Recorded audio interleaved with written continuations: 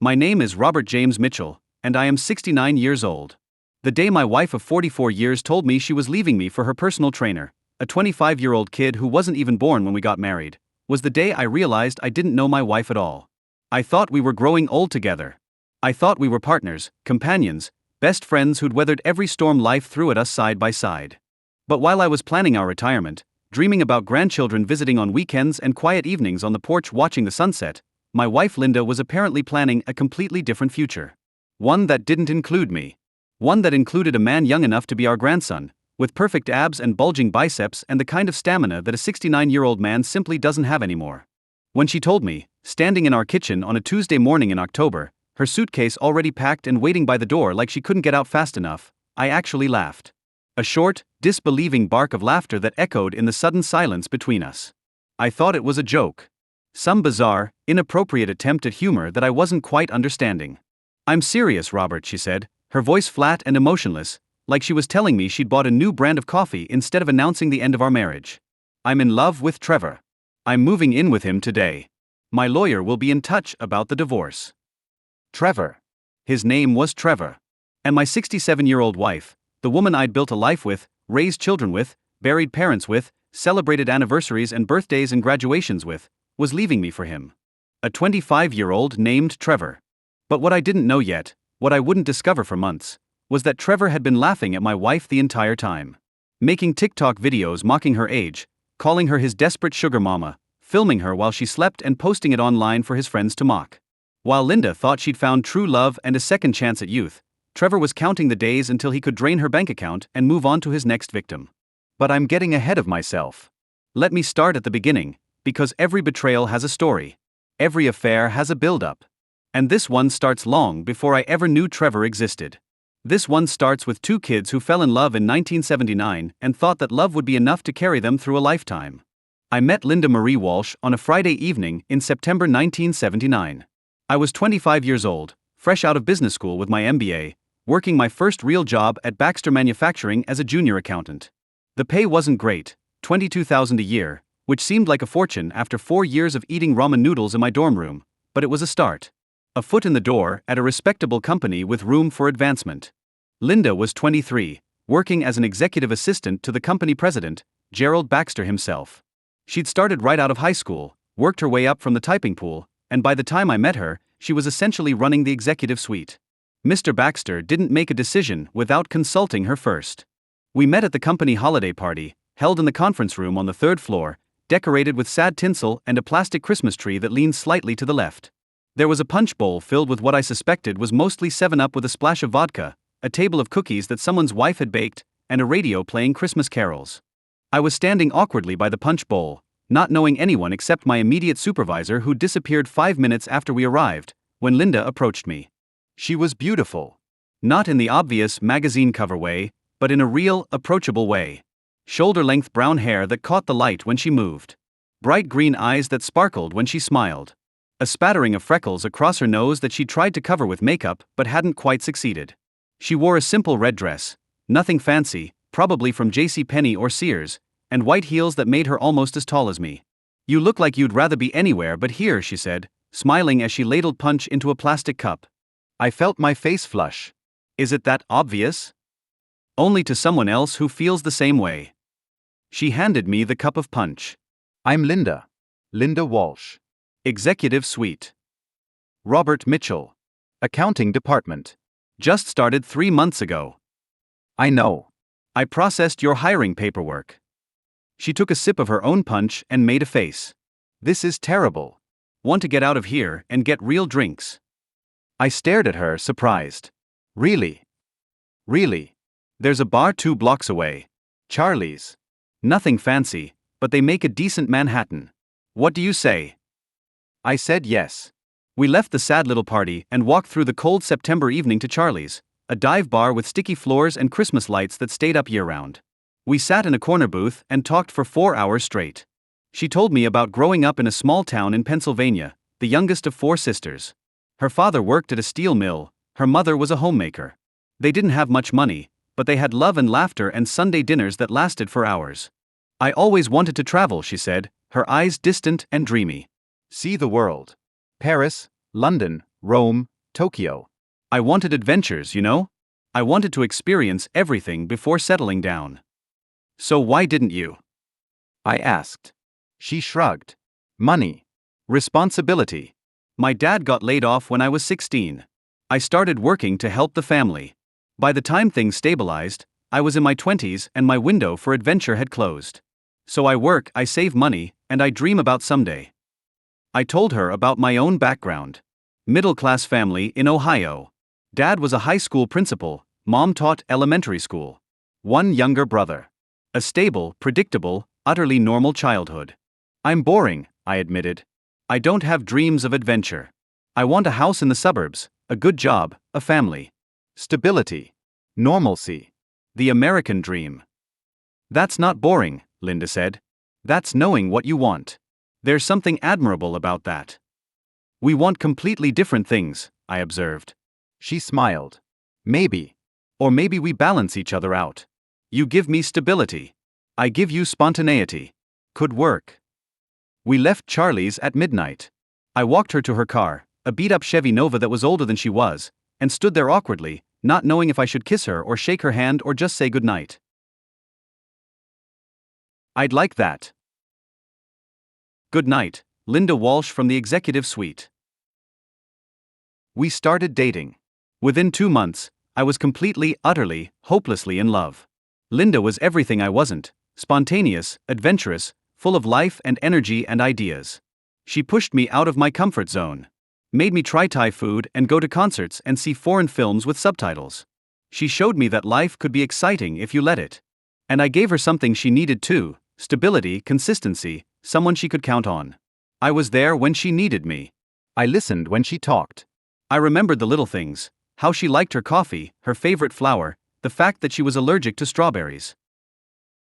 Of course I care. I love you. It was the first time I'd said it. The words just came out, unexpected and honest and terrifying. Linda's eyes filled with tears. I love you too, Robert. So much. Midnight, when the ball dropped on the TV and everyone was kissing and celebrating and singing Auld Lang Syne, I got down on one knee in the middle of that crowded apartment and pulled out the ring I'd been carrying around for 2 months, waiting for the perfect moment. The room went quiet. Everyone turned to look. Linda Marie Walsh, I said, my voice shaking with nerves and emotion, you're the most incredible woman I've ever met. You make me laugh. You make me think. You make me want to be better. Will you marry me? She didn't answer right away. Just stood there, staring at me, tears streaming down her face. For a terrible moment, I thought she was going to say no. That I'd misread everything. That I'd just humiliated myself in front of 20 people. The room erupted in cheers. Linda pulled me to my feet and kissed me, and I slid the ring, a modest quarter-carat diamond that had cost me 3 months' salary, onto her finger. We got married 4 months later, on a sunny Saturday in April. Small church ceremony with 100 guests. Linda wore a simple white dress that had been her mother's, altered to fit. I wore a rented tuxedo that was slightly too big in the shoulders. Her father walked her down the aisle. My brother was my best man. When the minister asked if I took Linda to be my lawfully wedded wife, to have and to hold from this day forward, for better or worse, for richer or poorer, in sickness and in health, until death do us part, I looked into her green eyes and said I do with absolute certainty. I meant those vows. Every word. I just didn't know that 43 years later, Linda would be the one to break them. We honeymooned in Niagara Falls because it was all we could afford. 3 days in a cheap motel with a view of the parking lot, but we didn't care. We were young and in love and everything was an adventure. We will, I promised. When we have money saved up, when we're established in our careers. We'll travel everywhere you want to go. But someday never came. Life got in the way, as it always does. The first few years of marriage were hard but happy. We were broke. My salary barely covered rent and groceries. Linda's salary went toward savings and the occasional luxury like dinner out or a movie. We lived in a tiny one-bedroom apartment with thin walls and a radiator that clanked all night. We ate a lot of pasta and rice. We shopped at thrift stores and garage sales. Linda would come home from work and tell me about the chaos in the executive suite. Mr. Baxter's affairs, his feuds with the board of directors, his ridiculous demands. He wanted me to find him a rare orchid for his wife's birthday, she'd say, laughing. Not just any orchid. A specific species that only grows in Madagascar. I spent 3 hours on the phone tracking one down. I'd tell her about the accounting department, the tedious spreadsheets, the hunt for a missing $3 in the quarterly reports, the office politics over who got the window desk. "We're living the dream," Linda would say sarcastically, and we'd laugh. "We're going to be parents," I said, laughing and crying at the same time. We can't afford a baby, Robert. "We can barely afford ourselves. We'll figure it out. People have babies all the time. We'll be fine." And we were fine. Tight, financially speaking, but fine. Our daughter Sarah was born in September 1983, a perfect little bundle weighing 7 pounds, 3 ounces. She had Linda's green eyes and my dark hair. When the nurse placed her in my arms for the first time, I felt something shift in my chest. A fierce, overwhelming love that I'd never experienced before. "She's beautiful," I whispered.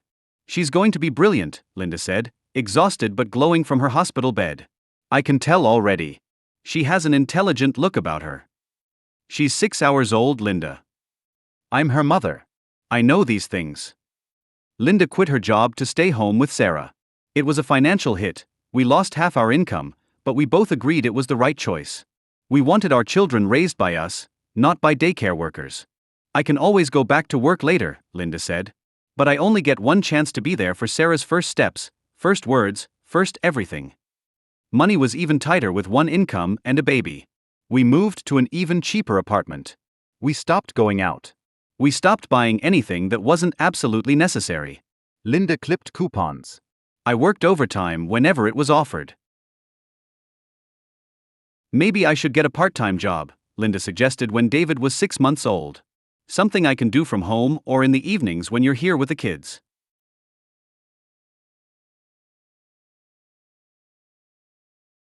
We stopped going on dates. Stopped having long conversations about our dreams. Stopped touching each other except in the most perfunctory ways. A kiss goodbye in the morning, a hug hello in the evening. "I'm tired, Robert," Linda would say when I tried to initiate. "The kids wore me out today." Or, "I'm not in the mood. Maybe tomorrow." But tomorrow never came. I told myself this was normal. This is what happens in long marriages. The passion of youth fades. You become comfortable with each other. Companionable. It's fine. It's normal. It's what everyone goes through. Except it wasn't fine. And it wasn't normal. But I was too comfortable, too complacent, too convinced that what we had was enough to notice that Linda was slowly dying inside. The kids grew up. Sarah went to college at Oregon State, majored in education, became a high school English teacher. She met a man named Mark, a good guy, a lawyer, stable and kind, and married him when she was 25. They had 2 kids, our grandchildren Emma and Josh, who we saw a few times a year when they flew in to visit. David went to UCLA, studied computer science, took a job at a tech company in Austin. He married a woman named Jennifer, quiet, reserved, someone we'd only met twice before the wedding. They had a daughter, Sophie, who we knew mostly through photos and FaceTime calls. And then, suddenly, after 41 years of marriage, Linda and I were alone. The kids were gone. The house was quiet. The purpose that had driven us for decades, raising children, providing for a family, was complete. I thought it would bring us closer. I imagined romantic dinners without worrying about bedtimes and homework. Weekend trips without coordinating schedules around soccer practice and piano lessons. Reconnecting with the woman I'd fallen in love with all those years ago. But Linda seemed more distant than ever. She was restless, irritable, constantly looking for something to fill the void left by our children's departure. She joined book clubs and garden clubs and volunteer organizations. She took up painting and tried her hand at watercolors. She learned to play bridge and joined a weekly game at the community center. She was always busy, always running off to some activity or meeting or class. "Maybe," she said vaguely. "I'll think about it." But she never did. There was always some excuse. The book club was reading something important. The garden club had a big project. She'd committed to volunteering at the hospital. I felt like I was living with a stranger. Someone who looked like my wife but didn't act like her.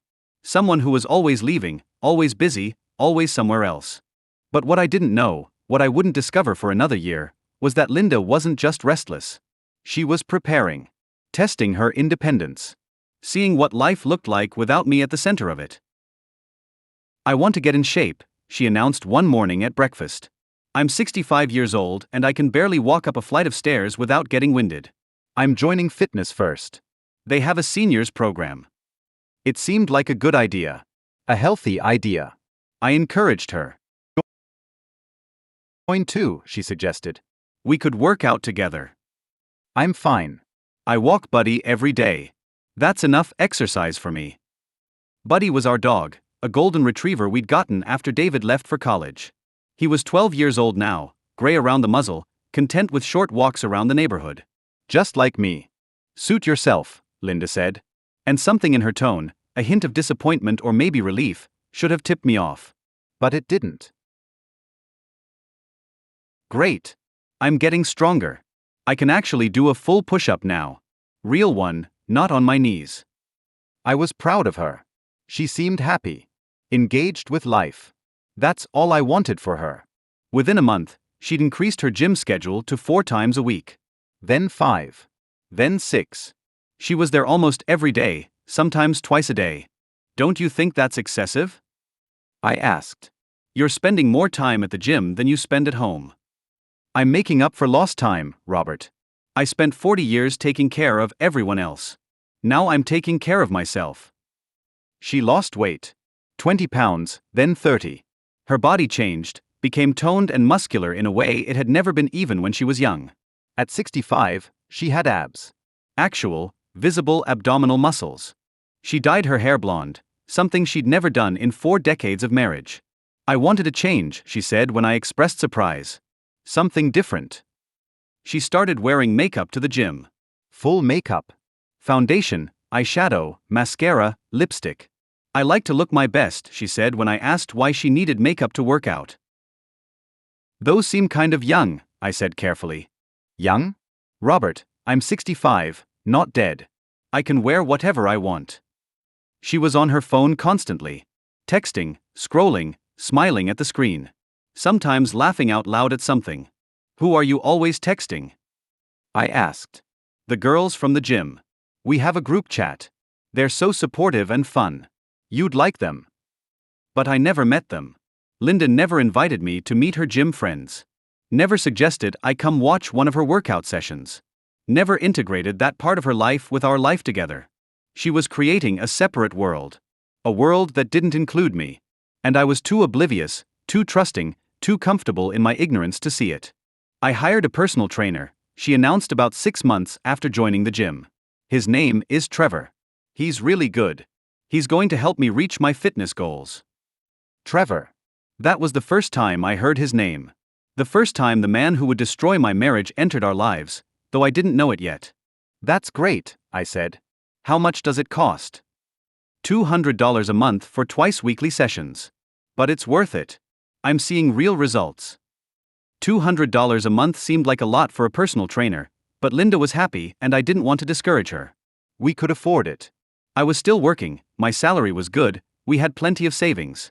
If it makes you happy, it's worth it, I said. Those words would haunt me later. If it makes you happy. As if happiness was the only consideration. As if the cost wasn't just money but the destruction of everything we'd built together. Linda's obsession with the gym intensified after she started working with Trevor. She went from 5 sessions a week to 6. Then she started going twice a day, morning workout with Trevor, evening workout on her own. Don't you think you're overdoing it? I asked. You're 65 years old. You need rest days. Trevor says I'm in better shape than women half my age. He says I'm his star client. I don't want to let him down. Trevor says. Trevor thinks. According to Trevor.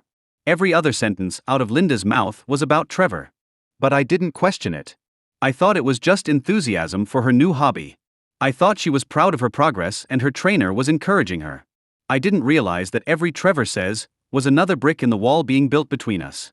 Our conversations became even shorter. More superficial. She'd come home from the gym and I'd ask about her day, and she'd give one-word answers while scrolling through her phone. How was your workout? Good. Learn anything new? Some stuff. Trevor's nutrition plan meant Linda stopped eating meals with me. She'd make her own food, grilled chicken and steamed vegetables, protein shakes, quinoa salads, while I ate whatever I'd cooked or ordered for myself. We stopped having dinner together. Stopped watching TV together. Stopped going to bed at the same time. She was always too tired from her workouts, always needing to get up early for the gym. Our intimate life, which had been dormant for years, disappeared completely. But the weekend came and went. And then another weekend. And another. Linda, we haven't been intimate in months. Is everything okay? Everything's fine. I'm just focused on my fitness right now. It's taking all my energy. You understand, right? I was watching TV one evening when she brought it up, dropping the bombshell casually like she was discussing the weather. Robert, I've been thinking. Maybe I should get my own place. I thought I'd misheard. What? My own apartment. Just a small studio or one bedroom. Somewhere closer to the gym. I muted the TV and turned to stare at her. Why would you need your own apartment? We have a house. We have plenty of room. The gym is 30 minutes away. If I had a place closer, I wouldn't waste an hour every day commuting. I could work out more efficiently. Linda, that's insane. You want to rent an apartment just to be closer to a gym. It's not just about the gym. It's about, I need my own space, Robert. I feel suffocated here. Don't take it personally. It's not about you. It's about me needing independence. My own space to figure out who I am at this stage of my life. At this stage? Linda, you're 66 years old. We've been married for 43 years. Who are you trying to figure out? You know who you are. Away from me? We fought about it. Really fought, in a way we hadn't in years. Raised voices, harsh words, accusations flying. This is about that trainer, isn't it? I demanded. This Trevor guy. You want to be closer to him. It's not about Trevor. Bullshit. You talk about him constantly. You spend more time with him than you spend with me. Now you want an apartment near the gym where he works? You think I'm stupid. I think you're paranoid and controlling. Controlling? I'm trying to save our marriage. From what? From me having a life outside of this house? From me having interests and goals that don't revolve around you. The fight ended with both of us exhausted and nothing resolved. Linda backed off from the apartment idea, but I could tell she was angry. Resentful. Like I'd stolen something from her by refusing to support her leaving.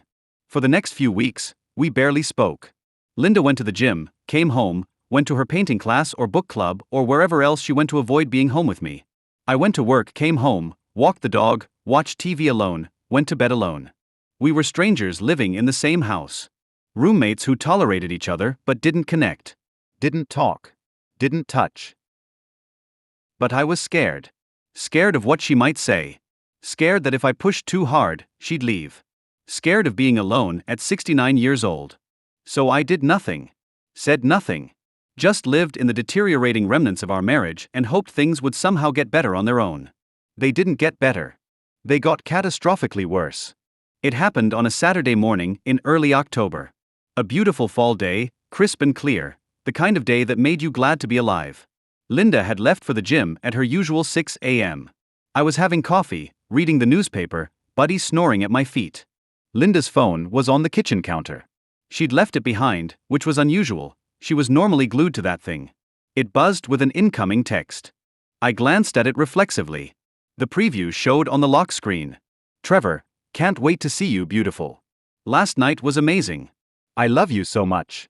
Red heart, red heart, red heart. I stared at those words for what felt like an eternity. My brain refused to process what I was seeing. Last night was amazing. Last night. Yesterday was Friday. Linda had left the house at 6 p.m., said she was going to book club. She'd come home at 11, went straight to bed, barely said goodnight to me. 5 hours at book club. Except she hadn't been at book club. She'd been with Trevor, her personal trainer. Doing things that were amazing. I love you so much. He loved her. This Trevor person, whoever he was, whatever he looked like, loved my wife. And based on that heart emoji, based on the casual intimacy of that text, my wife loved him too. My hands started trembling. Coffee sloshed over the side of my mug, burning my fingers, but I barely felt it. I set the mug down and picked up Linda's phone with shaking hands. The lock screen showed that text and nothing else. I tried to unlock the phone, but it was password protected. I tried our anniversary, 1-2-0-4-8-1. Wrong. I tried Sarah's birthday. Wrong. David's birthday. Wrong. I tried 5-2-5-2-3-4, the gym's address. The phone unlocked. My stomach dropped. Of course. Of course, the password was the gym. The place where she'd met him. Where she'd fallen in love with him. I opened the messaging app with hands that wouldn't stop shaking. Found Trevor's name, no last name, just Trevor Redheart with a heart emoji. The messages went back months. Hundreds of them. Thousands maybe. I scrolled up, reading as I went. My heart was pounding so hard I could hear it in my ears. My vision was blurring. I felt like I was going to be sick. Trevor, good morning beautiful. Can't stop thinking about you. Linda, you're so sweet. I can't stop thinking about you either. Trevor, when can I see you again? I need you. Linda, tonight. Same place. I'll tell Robert the first have book club. Trevor, God, I love you. You're amazing. Linda, I love you too. So much. You make me feel alive in a way I haven't felt in decades. I kept scrolling.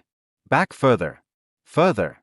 Trevor, you looked so beautiful during our session today. All I wanted to do was kiss you. Linda, then why didn't you? Trevor, because we were in public. But next time we're alone. Further back still. Trevor, I know this is crazy. You're my client. You're married. I shouldn't feel this way. But I can't help it. I'm falling for you. Linda, it's not crazy. I'm falling for you too. I've never felt like this before. Not even with Robert when we were young. Not even with Robert. Those words burned themselves into my brain. My wife, telling another man that she'd never felt about me the way she felt about him. It was from 14 months ago. A simple message from Linda. Linda, hi Trevor, this is Linda Mitchell. You're my new trainer? Looking forward to working with you. Normal. Professional. Nothing inappropriate. But somewhere between that first innocent exchange and now, 14 months later, my wife had fallen in love with her trainer. They'd progressed from professional relationship to emotional affair to physical affair. How long had they been sleeping together?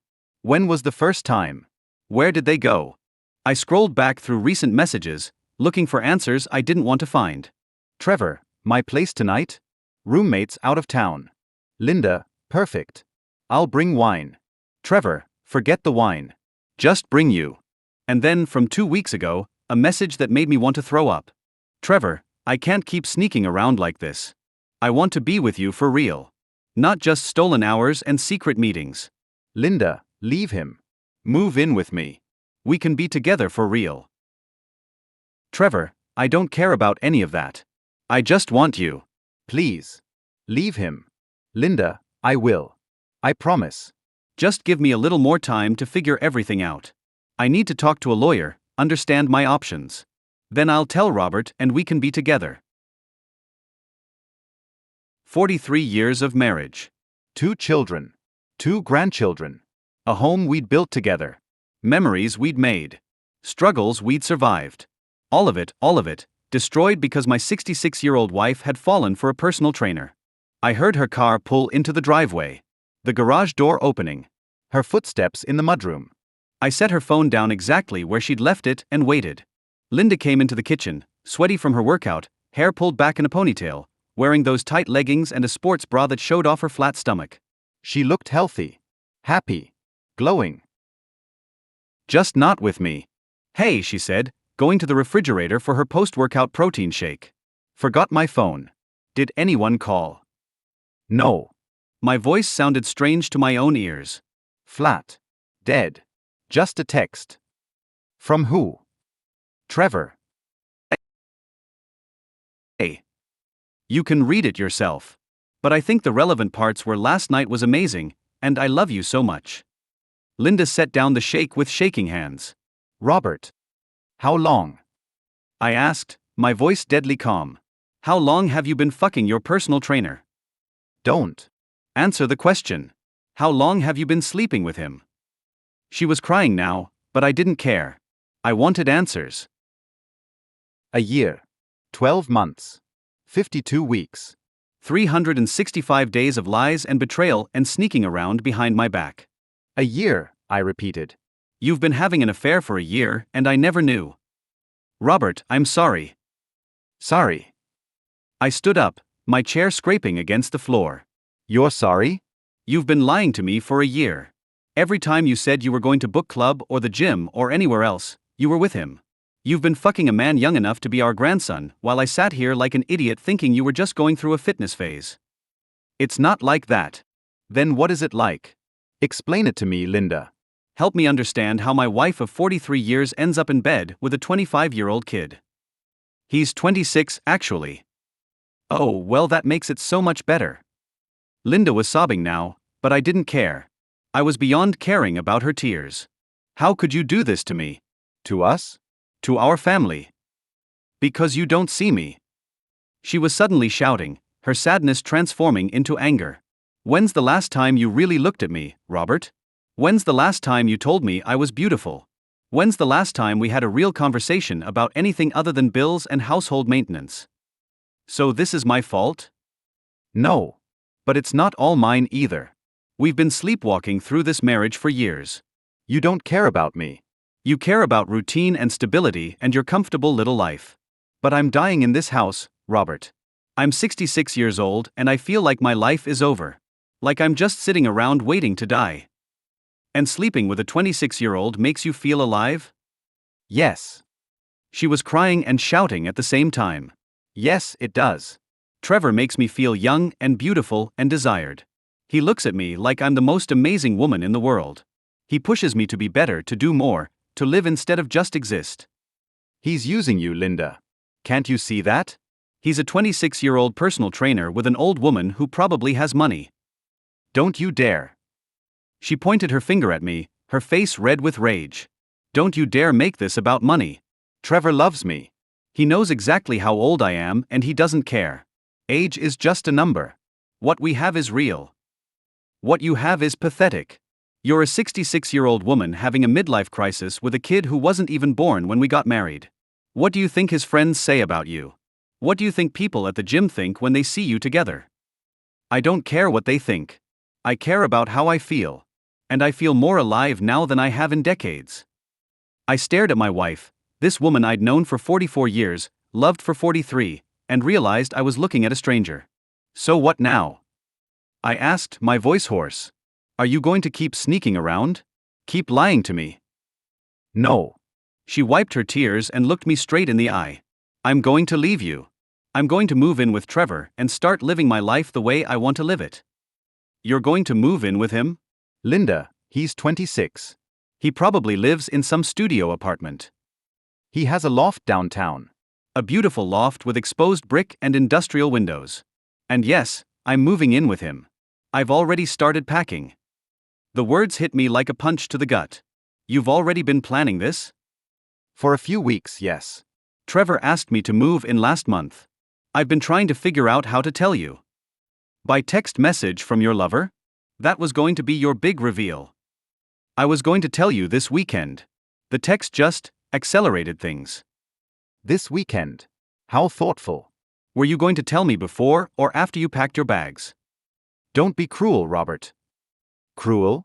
You've been cheating on me for a year. You've been planning to leave me for weeks. And I'm being cruel. We stared at each other across the kitchen where we'd fed our children breakfast before school, where we'd celebrated birthdays and holidays, where we'd lived our lives together for 35 years. All those memories turned to ash in a single morning. They'll understand. They want me to be happy. They're going to be horrified. Then they'll get over it. Robert, I've spent 43 years putting everyone else first. You. The kids. The grandkids. Everyone's needs came before mine. It's my turn now. I deserve to be happy. And you can't be happy with me? She looked at me with something that might have been pity. No. I can't. I'm sorry, but no. You're a good man, Robert. You've been a good husband and father. But you're not what I want anymore. You're not who I want to grow old with. We're already old, Linda. Speak for yourself. I have another 20 or 30 years if I'm lucky. And I want to spend them living, not dying slowly in this house. She walked out of the kitchen. I heard her footsteps on the stairs. Heard drawers opening in our bedroom. Heard the sound of my wife packing her things to leave me. This was really happening. After 43 years of marriage, my wife was leaving me for a man less than half her age.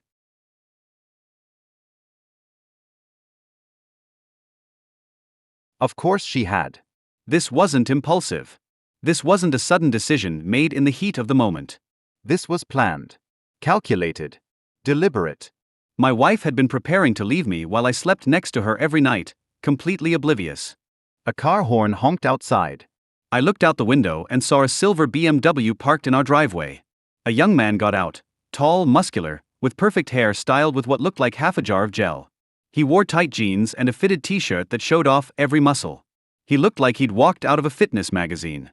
This was Trevor, the man my wife was leaving me for.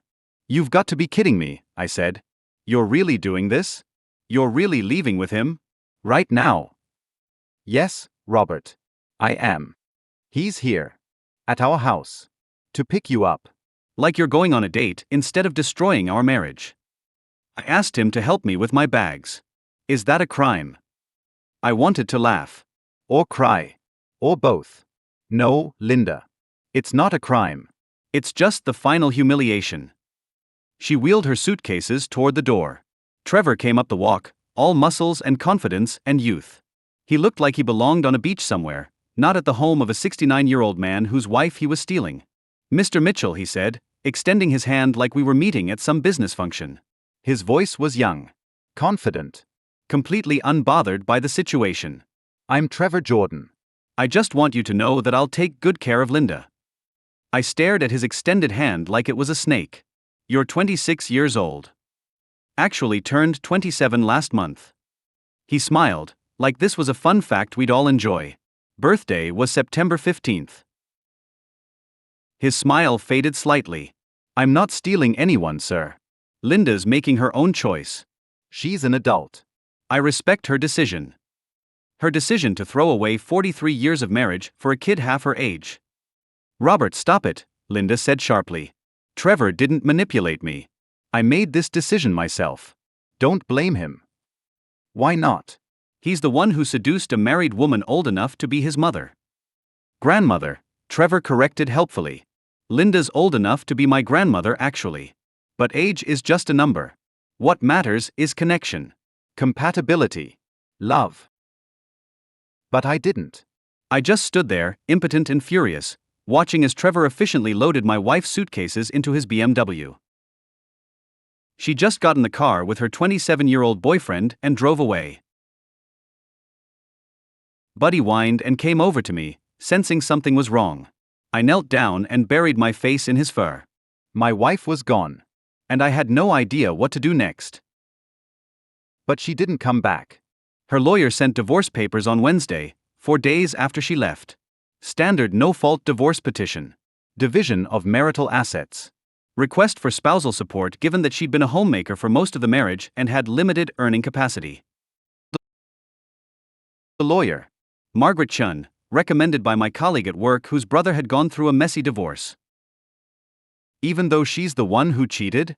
Even though she left me for another man? No-fault divorce means the reason for the marriage ending doesn't matter. Only the financial circumstances. And right now, those circumstances favor Linda. That's insane. That's the law. Robert, you need to prepare yourself. This is going to cost you. Possibly a lot. Over the next few weeks, I learned just how much it was going to cost. Linda wanted half of everything. The house, my pension, our savings, my 401k. She wanted alimony, $3,000 a month for the rest of her life or until she remarried, whichever came later. She's living with her boyfriend. I shouted at Margaret during one of our meetings. She's clearly in a relationship. Why does she need alimony? Because she's not married to him. Yet. And even if she were, she's entitled to support based on the length of your marriage and her economic circumstances. This is so unfair. Divorce rarely is. I had to tell the kids. I'd been putting it off, not knowing how to explain that their mother had left me for a man their age. But I couldn't hide it forever. I called Sarah first. "Dad? Is everything okay? You never call on a weekday." Sarah, honey, I need to tell you something. Your mother and I are getting divorced. Silence. Then, what? Why? What happened? I took a deep breath. Your mother has been having an affair. She moved out last week. An affair? Mom. Sarah's voice was shocked. Dad, that can't be right. Mom wouldn't. Who? This was the hard part. Her personal trainer. A 27-year-old named Trevor. More silence. Longer this time. Sarah. You're joking. Her voice was flat. Please tell me you're joking. I wish I was. And she moved in with him. She's living in his loft downtown. I heard Sarah start crying. Dad, this is insane. This can't be real. Mom wouldn't do this. She wouldn't. She did, honey. I'm so sorry. Yet. I wanted to tell you first. I'm coming home. Mark and we're getting on a plane this weekend. Dad, you shouldn't be alone right now. Sarah, you don't have to. Yes, we do. We'll get Mom and Dad to watch the kids. We're coming home. I broke down then. Actually cried in my daughter's arms in the middle of the airport.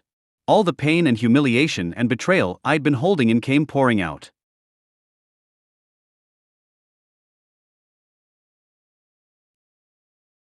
I called David that night.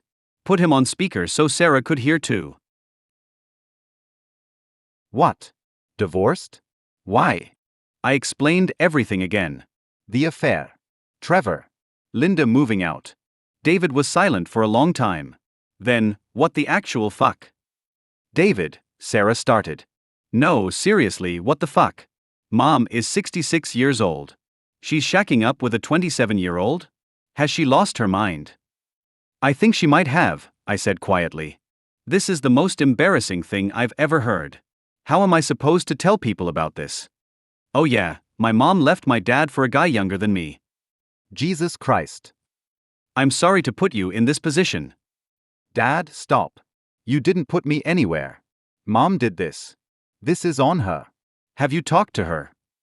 She won't answer. Well, I'm going to call her. Right now. This is insane. He did call her. So did Sarah. Both left multiple voicemails and sent texts. I know you've heard about my separation from your father. I know this is difficult for you to understand. But I need you to know that I'm happy.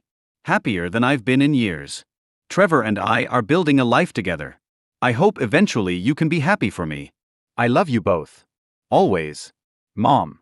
Sarah's response was immediate and furious. How can we be happy for you? You destroyed our family.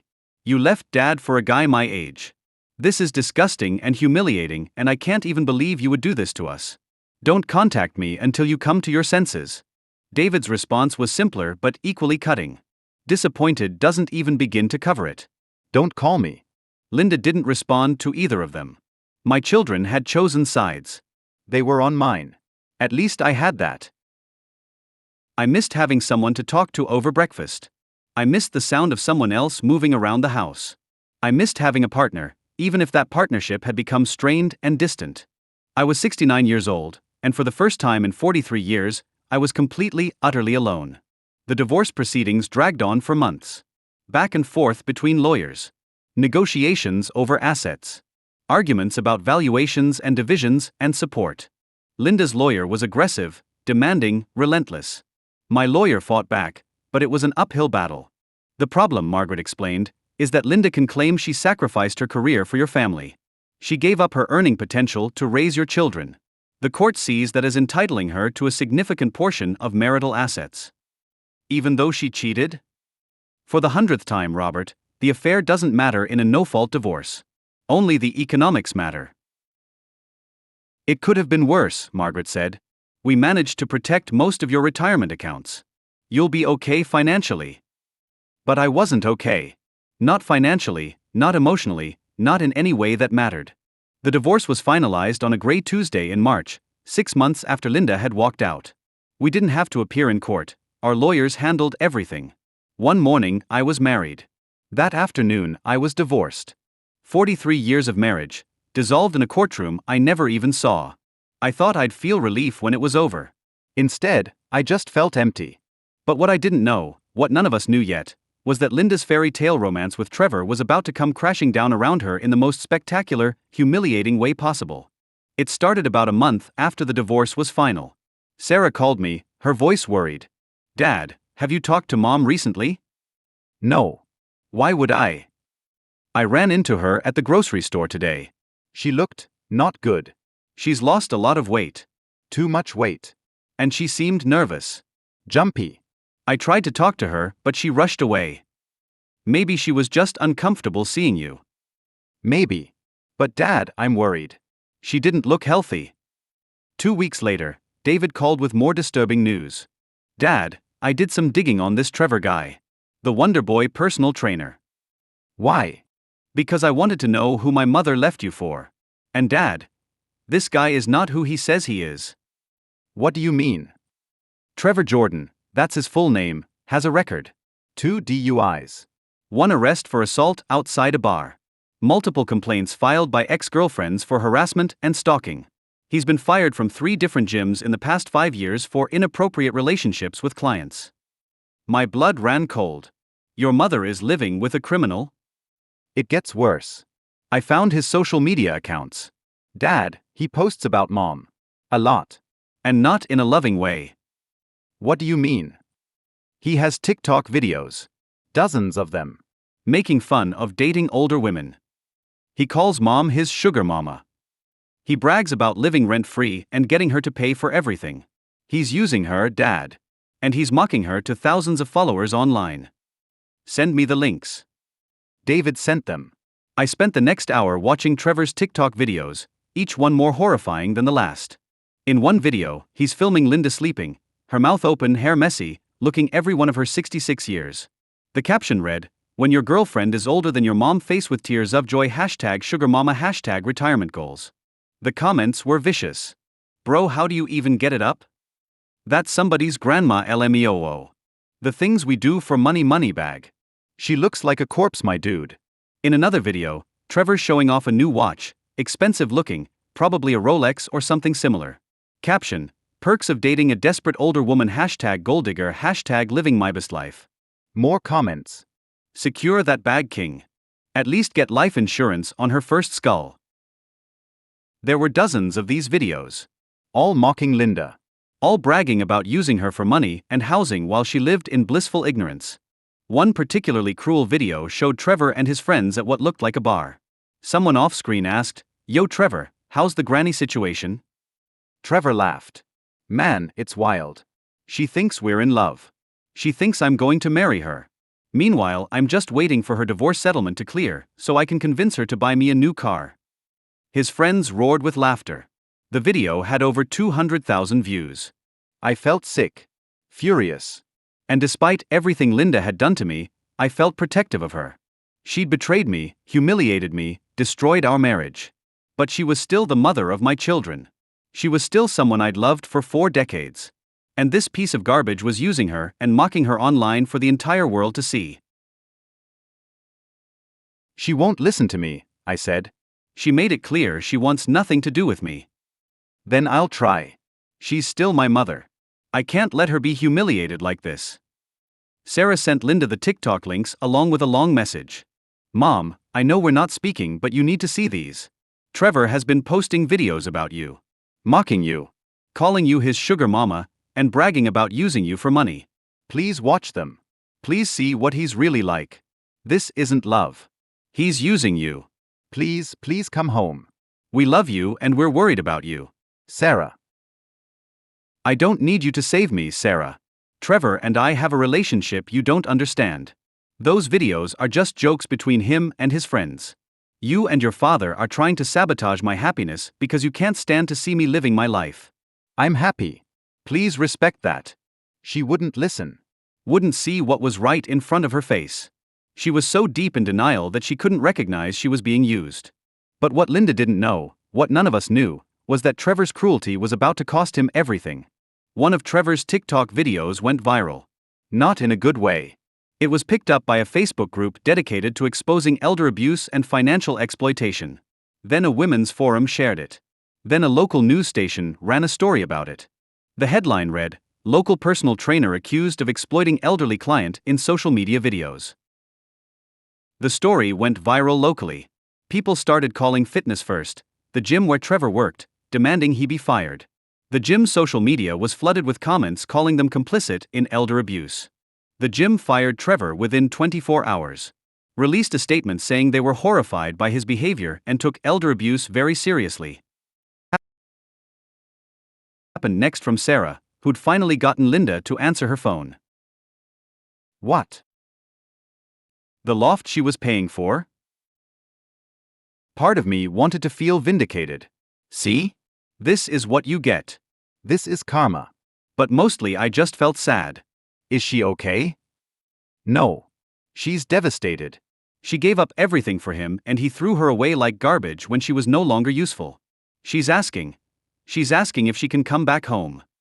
My heart stopped. Back to me. Yeah.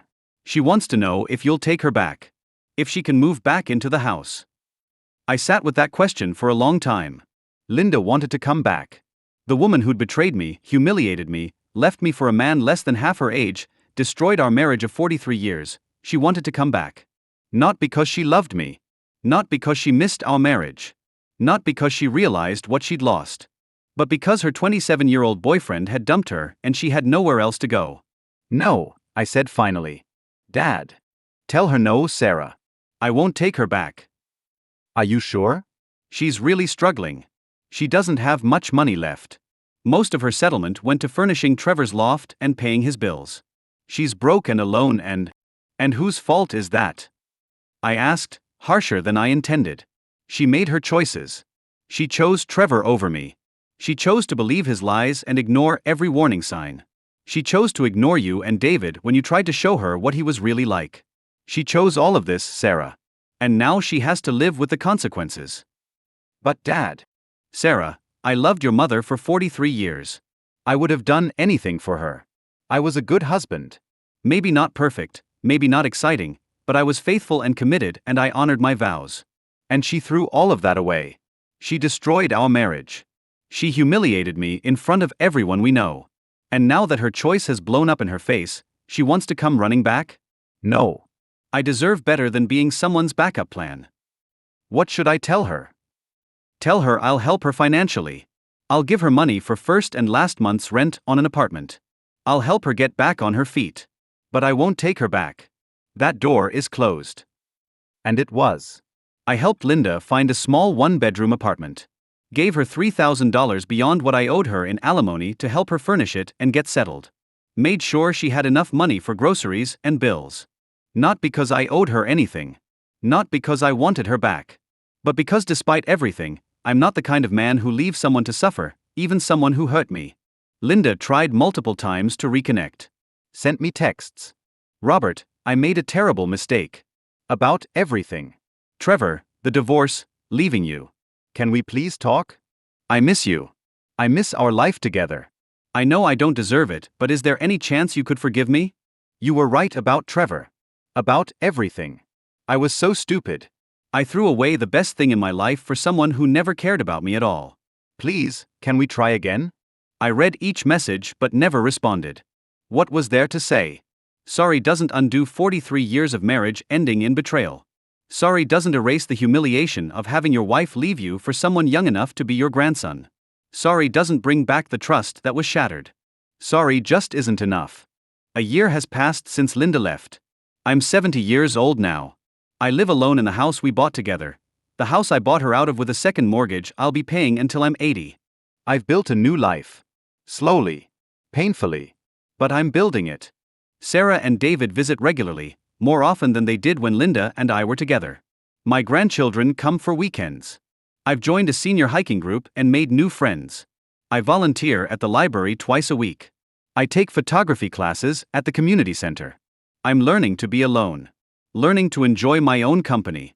Learning that I'm complete on my own, without needing someone else to validate my existence. Linda lives in her small apartment across town. She found work, part-time at a department store, barely minimum wage, to supplement the alimony that doesn't stretch as far as she thought it would. Trevor is long gone. Moved to Los Angeles, I heard, chasing influencer fame. Last David checked, he was dating another older woman, a 52-year-old divorcee with money. Linda and I see each other occasionally. At family events when both kids insist we both be there.